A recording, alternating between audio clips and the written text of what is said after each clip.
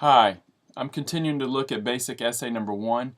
We've already looked at the intro, and now we're going to look at the main proofs or the proofs for our thesis.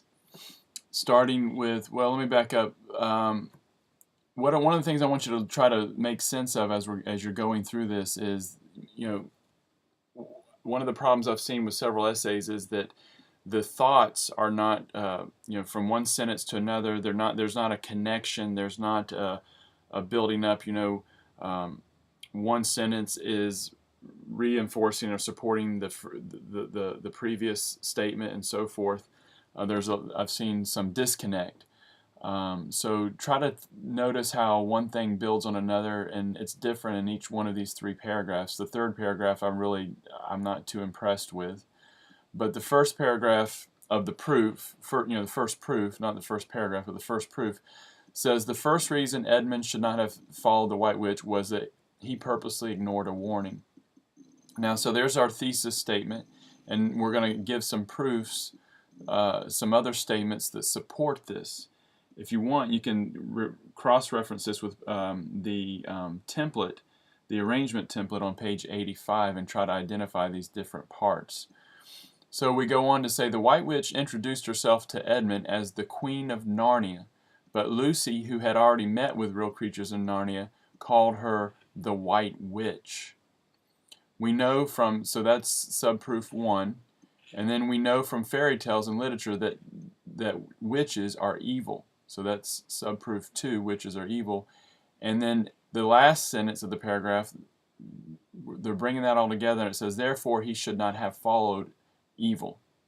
Okay, Edmund knew that he was dealing with a witch. He knew that witches were evil, and he should have known better than following evil. And then paragraph 2 for proof says the second reason Edmund should not have followed the White Witch was that he carelessly overlooked the White Witch. Okay, initially the White Witch was very cruel to Edmund, and his first instinct was to be scared of her. So here we see proof, subproof 1 and subproof 2.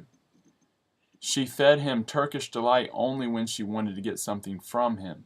That's subproof 3. So bring it all together. Edmund with his own eyes should have seen from this interaction that the White Witch was evil. Okay.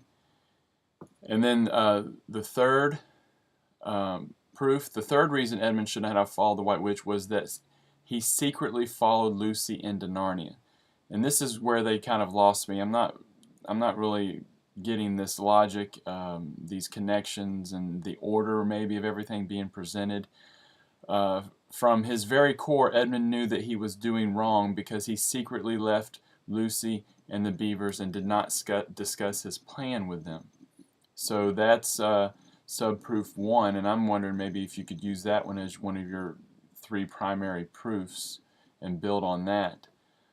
And then 2, instead of acting openly, he snuck away, probably because they would not have gone along with his plan. So that was, if you looked at the outline, that was subproof 2.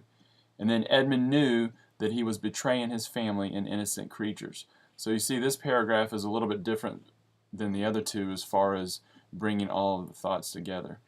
But what I mentioned earlier, I'm not looking in the papers just for your last sentence in your paragraph brings all the thoughts together, but does each statement build on and connect with the previous statement?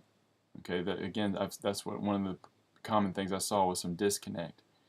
And then they finally, the conclusion, it just is a summary of the proofs. You restate your thesis. Edmund should not have followed the White Witch because he, that should not have followed the White Witch. That's the thesis. Because, and here's your proofs, here's your exposition. He purposely ignored a warning, carelessly overlooked the White Witch, and secretly followed Lucy into Narnia. Now, does it have to be worded like that? Can you say, in conclusion, Edmund should not have followed, or finally, Edmund should not have followed? I don't see any problem with that. Could you have another statement maybe after the exposition? Let's see, Edmund should not have followed the White Witch because he purposely ignored a warning, carelessly overlooked the White Witch, and secretly followed Lucy into Narnia. I don't know. I don't have time to think about that now. Or you could have said, as you can see, Edmund should not have followed. And so you don't have to follow it to the T, the examples.